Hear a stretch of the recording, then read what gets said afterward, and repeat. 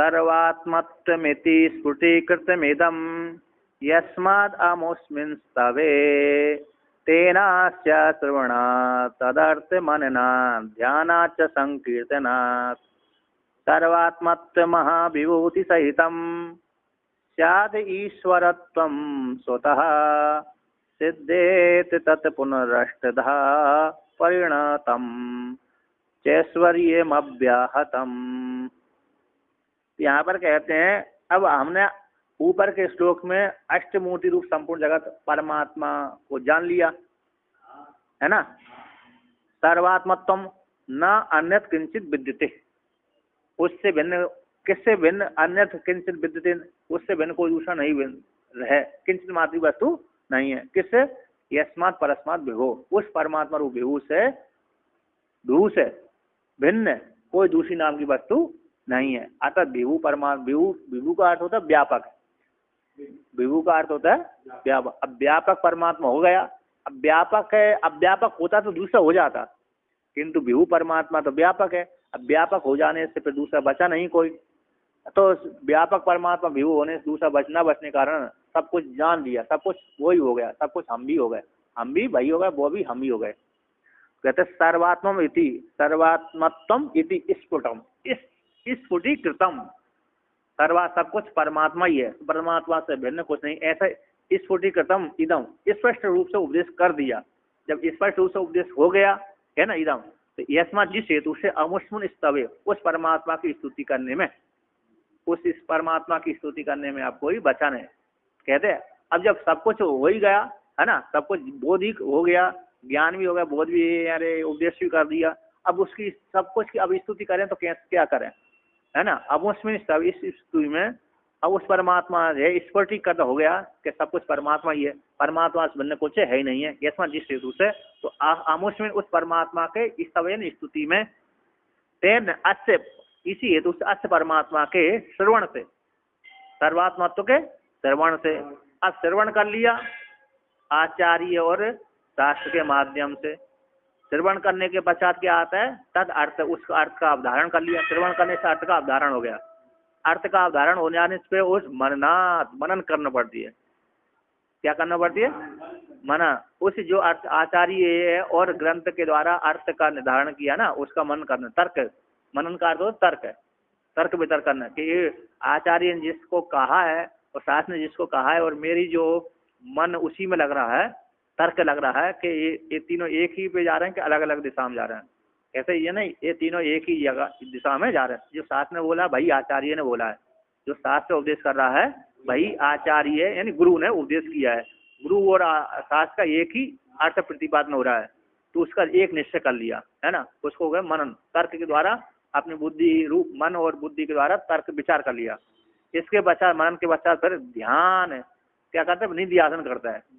निध्यासन करने से फिर वो एक लक्ष्य, जिसका मन के द्वारा एक लक्ष्य निर्धारण कर लेना ना, मन करते करते यही सही है। संकल्प विकल्प के बाद जो बुद्धि आती है, बुद्धि निश्चय कर लेती है। बुद्धि ने कहती नहीं, संकल्प विकल्प में तो संकल्प विकल्प होता है, तो मनन होता है, तो मनन में एक निश्चय बुद्धि कर लेती है, ये ठीक है। अब एक जो ठीक है उसी को ही निध्यासन, उसी का लगातार रटन उसी पर आरी चलाना है। क्या चलाना है? नित्य उसी पे ही आरी चलाना है, उसी को बोलते हैं निध्यासन।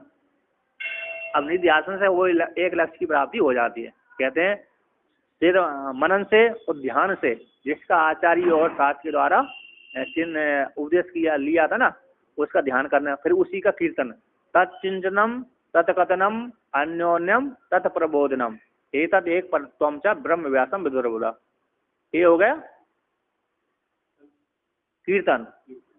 ध्यान, ध्यान तो होगा वो ईश्वर का ध्यान, मतलब ये ईश्वर ऐसा है ना। वो कीर्तन हो गया तत्चिंतनम तद मननम, उसका ही कीर्तन करना, उसी का चिंतन करना, उसी का मन करना। अन्योन्यम, एक दूसरे से वार्तालाप करना है ना, तो उसी के विषय में करना है। एकम एक परत्वम, एक ही आश्रय है।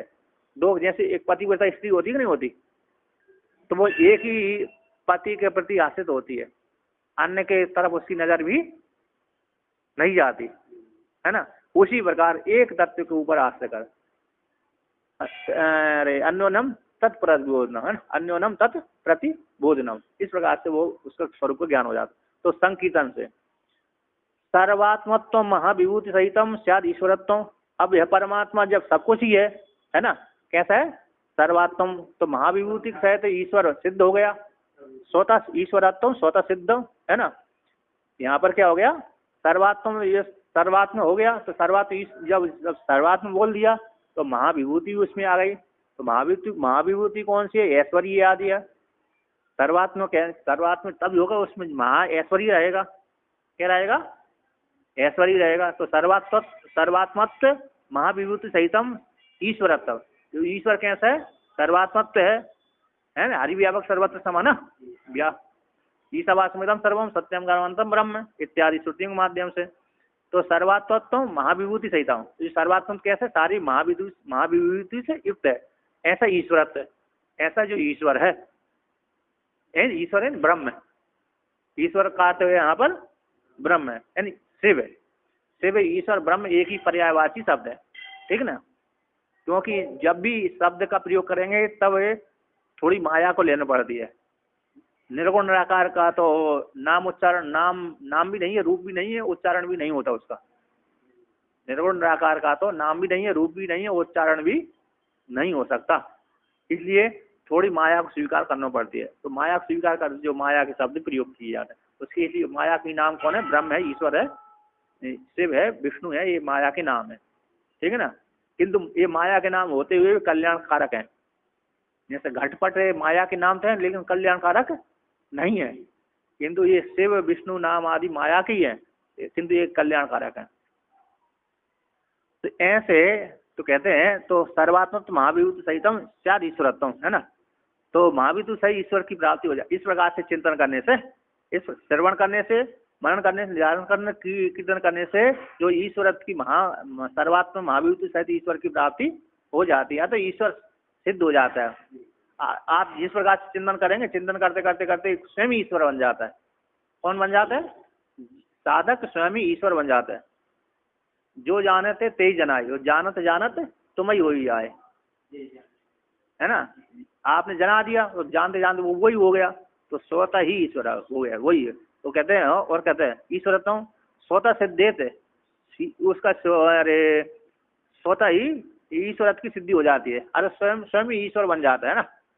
कहते पुनर् अष्टधा परिणतम चेश्वरीय अभ्यातम, और पुनः जो उसकी जी ईश्वर की 8 सिद्धियां ना, अणिमा लगिमा गरिमा ईसत्य वसित्य प्रकंप, ये 8 सिद्धियां होती हैं लघु।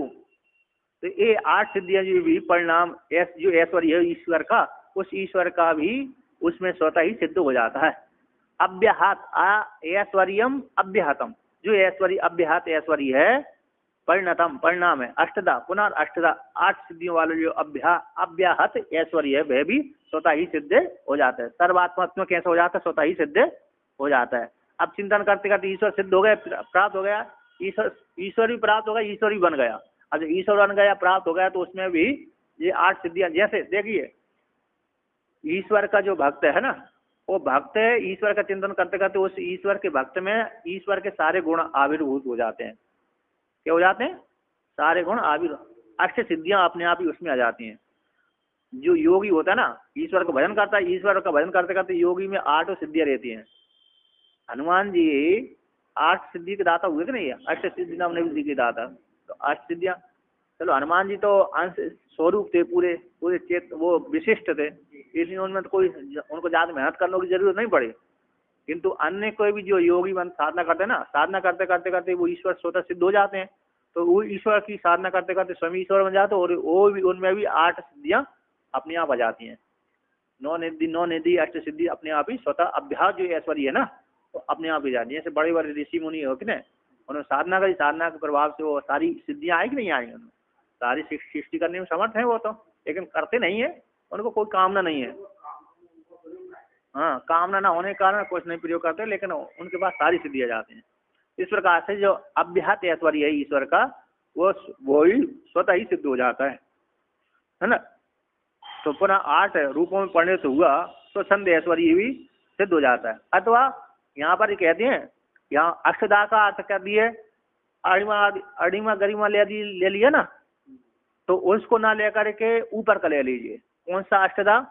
कहते भूर अम्ब अनल अनिल अंबर हरनाथ हिमांश और पुमान, ये 8 हो गया है ना। पृथ्वी जल तेज वायु आकाश सूर्य चंद्रमा और क्षेत्रज्ञ जीवात्मा, ये भी स्वतः ही ऐसा जो अष्ट ऐश्वर्य ये भी स्वतः ही सिद्ध हो जाता है। अथवा अणिमा आदि ले लिया, दोनों प्रकार से जब ईश्वर का भजन करते करते वही जब ईश्वर ही बन गया है ना, ईश्वर का भजन करते करते ईश्वर बना तो ईश्वर बन गया, ईश्वर बन नहीं गया तो ईश्वर ही सृष्टि करता तो वो भी सृष्टि कर लिया उसने, ईश्वर की सृष्टि को अपनी कर लिया ना, एक ही भूत हो गया ना। ऐसे ऐसे पति पत्नी जब एक ही भूत हो जाते हैं है ना, तो पति आज्ञा दे अथवा पत्नी आज्ञा दे एक ही मानी जाती है, नहीं मानी जाती, मानी जाती है। इस प्रकार से जो ईश्वर का भजन करने वाले भक्त जब ईश्वर में मिल जाता है, प्रवेश कर जाता है, उसी का ही स्वतः अष्ट सिद्धि हो जाती है, ऐश्वर्य आदि हो जाता है। तो इस प्रकार से है ना, इस प्रकार से ऐसे आचार्य के लिए नमस्कार है। यानी जो मेरे आचार्य भगवान ने जिस प्रकार से ज्ञान को प्रदान किया शिष्यों को, उस शिष्य भी अष्ट स्वरूप को परिणाम को प्राप्त हो आता ब्रह्म ज्ञानी होकर के ब्रह्म स्वरूप हो जाते हैं, ब्रह्म ज्ञान को प्राप्त करके ब्रह्म स्वरूप हो जाते हैं, शिव में लीन हो जाते हैं, शिव में प्रवेश कर जाते हैं। ऐसे गुरु के लिए नमस्कार, दक्षिणामूर्ति भगवान शिव के लिए नमस्कार है।